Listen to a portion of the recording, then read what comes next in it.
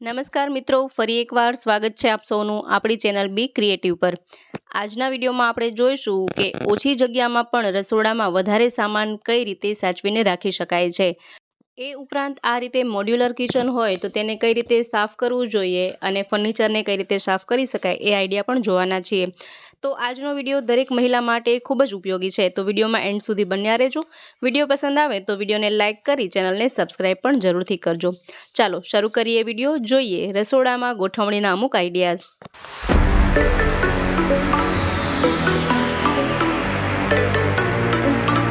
તો સૌપ્રથમ તો જોઈએ કે જો આ રીતે મોડ્યુલર કિચન હોય તો આપણે તેની સાફ સફાઈ કઈ રીતે કરવી જોઈએ। તો આમાં જે સ્ટીલવાળો પાર્ટ આવતો હોય છે તેને ખૂબ ચોકસાઈથી સાફ કરવી જોઈએ।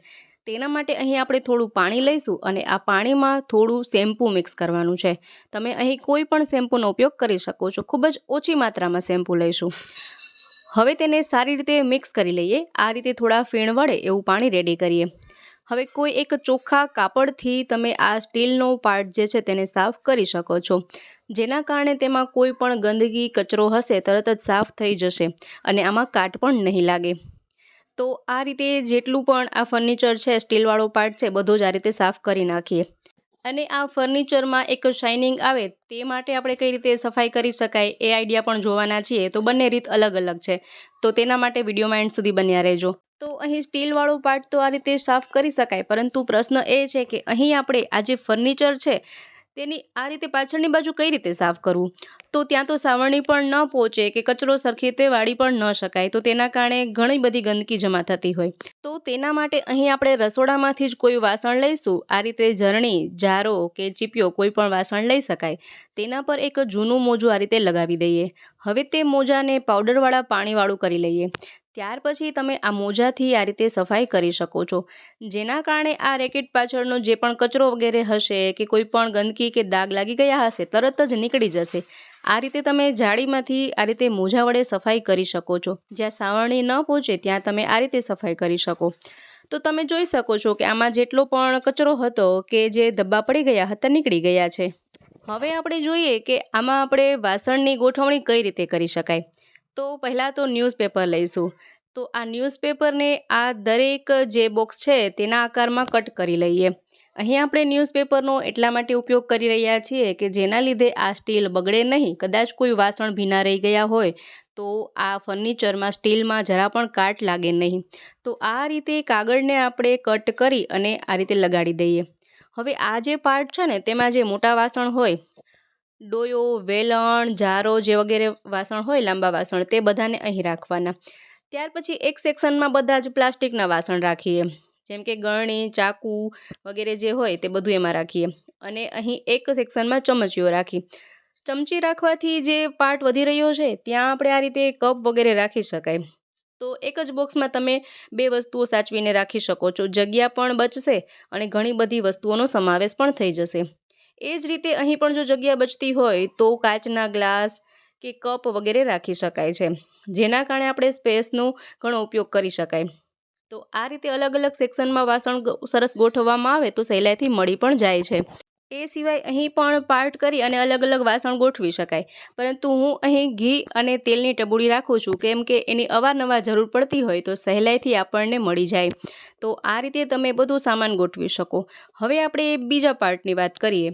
તો અહીં પણ આ જારીવાળો પાર્ટ છે તો તેના પર પહેલાં તો ન્યૂઝપેપર રાખી દઈએ, જેને કારણે આ સ્ટીલવાળો પાર્ટ ગંદો પણ ન થાય, જેમાં કચરો પણ ન લાગે અને જો વાસણ ભીના હોય તો તેમાં કાટ પણ ન લાગે। હવે પહેલાં તો બધી જ રકાબી આ રીતે રાખી દઈએ, છતાં પણ જે જગ્યા વધે છે ત્યાં આ રીતે સ્ટીલની રકાબી રાખી શકાય। તમને વિચાર થતો હશે કે અત્યારે તો સ્ટીલની રકાબીનો કોઈ ઉપયોગ નથી કરતું, પરંતુ આ સ્ટીલની રકાબી અમુક વસ્તુ ઢાંકવા માટે ઉપયોગમાં લઈ શકાય છે। દાળ, શાક વગેરે થોડું બચ્યું હોય તો તેને ઢાંકી શકાય છે। એ સિવાય અહીં બાજુમાં જે સ્પેસ વધ્યો છે ત્યાં આપણે આ રીતે નાની નાની જે ચટણીની ડીશ આવતી હોય તે રાખી શકાય। એ સિવાય સ્પેચ્યુલા વગેરે રાખી શકાય। એ સિવાય અમુક વધારાની જે પણ વસ્તુ હોય તે બધી આપણે બાજુમાં ગોઠવીને રાખી શકાય છે। હવે આ જે બીજો પાર્ટ છે ત્યાં આપણે ન્યૂઝપેપર લગાવી દીધું છે. હવે અહીં આપણે અલગ અલગ સાઇઝના જે વાટકા હોય તે બધા જ વાટકાને ગોઠવીને રાખી શકાય છે. જો એક સરખા જ આકારના બધા વાટકા હોય તો તમે સાથે થપ્પી કરીને પણ રાખી શકો, તો બીજી બધી વસ્તુઓ પણ આમાં સચવાઈ જશે. પરંતુ વધારે અલગ અલગ રીતના વાટકા હોય તો આ રીતે રાખી શકાય. હવે આમાં જે સ્પેસ વધી રહ્યો છે ત્યાં આપણે કપ રાખી શકાય, કાચના ગ્લાસ રાખી શકાય, એ રીતે જે પણ એક્સ્ટ્રા વસ્તુ હોય તે પણ સમાવેશ થઈ જશે. તો હું તો અહીં આ રીતે રાખું છું. હવે ત્યાર પછી અહીં આપણે આ પાર્ટની વાત કરીએ તો પહેલાં તો આપણે મોટી સાઇઝની જે થાળી હોય તે બધી રાખવાની છે.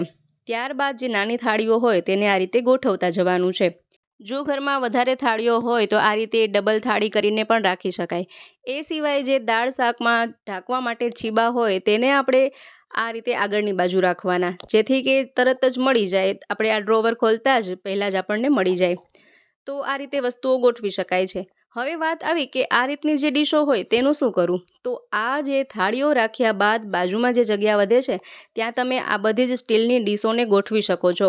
તો ઘણી બધી ડીશનો સમાવેશ થઈ જશે. એ સિવાય અહીં પણ ઘણી બધી ડીશ વગેરે હોય તો ગોઠવી શકાય છે. એ સિવાય મારા પાસે અહીં કાચના ગ્લાસ એક્સ્ટ્રા પડ્યા છે તો તે પણ આ રીતે રાખી દઈએ તો તે પણ સચવાઈ જશે. ટૂંકમાં કે તમારે જે પણ સામાન હોય તે તમે ડ્રોવરમાં સાઈડમાં પણ ઘણી વસ્તુઓ ગોઠવીને રાખી શકો છો. તો ફક્ત આ 3 ડ્રોવરમાં જ ઘણા બધા વાસણ સમાઈ જશે. તો આ રીતે હું તો હંમેશા રસોડાની ગોઠવણી કરું છું. એ સિવાય બાજુના ડ્રોવરમાં જોઈ લઈએ. તો અહીં બાજુના ડ્રોવરમાં ગોઠવણી કરવા માટે પણ પહેલાં તો મેં આ રીતે તેના પર ન્યૂઝપેપરનો ટુકડો પાથરી દીધો છે. હવે અહીં પહેલાં આપણે જે રેગ્યુલર યુઝમાં ન આવતી હોય તે બધી વસ્તુઓને પહેલાં ગોઠવી દેવાની છે.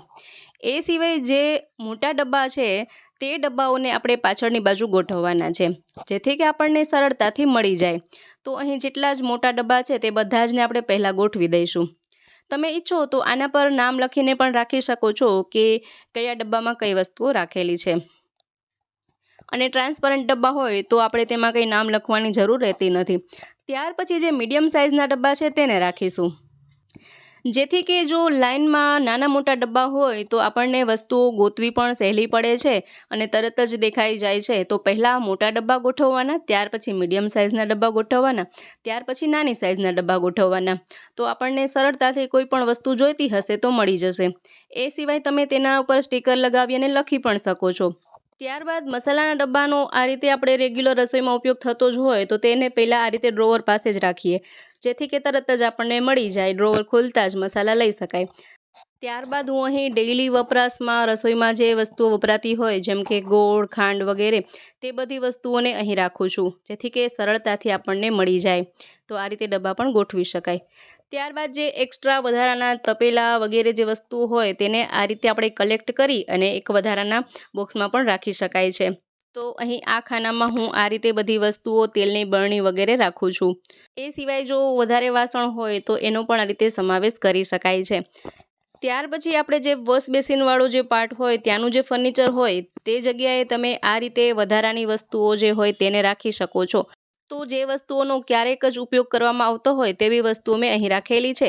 એ સિવાય જે આપણે ગેસનું સિલિન્ડર રાખ્યો હોય તે જગ્યાએ પણ વધારાના વાસણ વગેરે આ રીતે રાખી દઈ શકાય છે, વધારાની તાવડી વગેરે.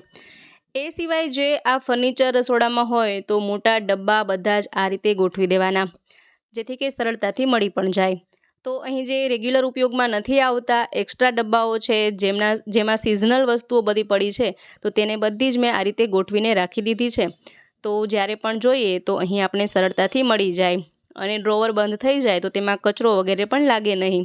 તો આ રીતે પણ ગોઠવણી કરી શકાય. એ સિવાય જુઓ, ડેઇલી વપરાશમાં જે ગ્લાસનો ઉપયોગ કરતા હોય તેને આ રીતે રાખી દઈએ, ટ્રે રાખી દઈએ. એ સિવાય જે આપણે મસાલાનો ઉપયોગ કરીએ તે બધા જ મસાલાને ટ્રાન્સપરન્ટ ડબ્બામાં ભરીને રાખીએ, જેથી કે આપણને ગોતવામાં સરળતા રહે અને સહેલાઈથી ગોતી શકાય. હવે એક સરખા આકારના મિલ્કન, એક સરખા આકારના જે ડબ્બા છે તે બધા જ આપણે એક ખાનામાં ગોઠવીએ. ત્યારબાદ મોટા ડબ્બા હોય તેને પણ બધાને એક જ ખાનામાં ગોઠવીએ, જેથી કે દેખાવમાં ખૂબ જ સરસ લાગે. અને તે સિવાય જે એક્સ્ટ્રા વસ્તુઓ હોય તેને આપણે નીચેના ખાનામાં રાખીએ. તો આ રીતે દેખાવમાં પણ ખૂબ સરસ લાગશે અને એક સરખી વસ્તુઓ લાઇનમાં ગોઠવવાથી ખૂબ સુંદર લુક આવે છે. તો તમે ઓછી જગ્યામાં પણ આ રીતે ઘણો બધો સામાન ગોઠવીને રાખી શકો છો અને હવે તો આ વાત થઈ કે સામાન કઈ રીતે ગોઠવવો, એ સિવાય આપણે જોઈશું કે આ જે ફર્નિચર હોય, વુડનું ફર્નિચર હોય, લાકડાનું ફર્નિચર હોય, તે શાઇનિંગ આપે તે માટે આપણે તેને કઈ રીતે સાફ કરવું જોઈએ. જુઓ, તો આ ગોઠવણીનો આઈડિયા તો તમને જરૂરથી ગમ્યો હશે. હવે જોઈ લઈએ આને કઈ રીતે સાફ કરી શકાય. તો અહીંયા આપણે સ્ટીલ ફર્નિચર સાફ કરવા માટે જે પાણી લીધું હતું તે જ પાણી છે, પરંતુ તેમાં અહીંયા આપણે કોઈ પણ તેલના 2 થી 3 ટીપા એડ કરીશું. અહીં મેં નાળિયેર તેલ લીધેલું છે, તેના 2 થી 3 ટીપા તેમાં એડ કરી દઈએ. ફરીથી તે જ પોતું લઈશું અને હવે આ ઓઇલ મિક્સ કરેલા પોતાથી જો આ ફર્નિચરને સાફ કરવામાં આવે તો તેમાં એક શાઇનિંગ આવી જાય છે. તમને વિચાર થતો હશે કે તેલવાળું પોતું જો કરવામાં આવે તો ચિકાસ લાગી જાય, પરંતુ નહીં. અહીં આપણે ખૂબ જ ઓછી માત્રામાં 1 થી 2 ટીપા જેટલા જ અહીં આપણે તેલને ઉમેર્યું છે, તો તેનાથી ચિકાસ નહીં આવે, પરંતુ આ ડ્રોવરમાં ચમક આવી જાય છે. તમે અહીં ફરક પણ જોઈ શકો છો કે જે આપણે આ ડ્રોવર લૂછ્યા છે તે અને જે નથી લૂછાયા તેમાં કેટલો ફરક આવી ગયો છે. તો આ રીતે તમે ફર્નિચરને ક્લીન કરી શકો છો, સાફ રાખી શકો છો, ચમકદાર બનાવી શકો છો. તો મિત્રો, આશા રાખું છું આજનો વિડીયો તમને ખૂબ જ પસંદ આવ્યો હશે, સાથે ઉપયોગી પણ રહ્યો હશે. વિડીયો પસંદ આવ્યો હોય તો વિડીયોને લાઇક કરજો, શેર કરજો, તેમજ અમારી ચેનલ પર નવા હોય, પહેલીવાર ચેનલ પર વિઝિટ કરી રહ્યા હોય તો ચેનલને સબસ્ક્રાઈબ પણ જરૂરથી કરજો. ફરી મળીશું નવા વિડીયોમાં નવા જ આઈડિયાઝ સાથે. ત્યાં સુધી જોતા રહેજો આપણી ચેનલ બી ક્રિએટિવ.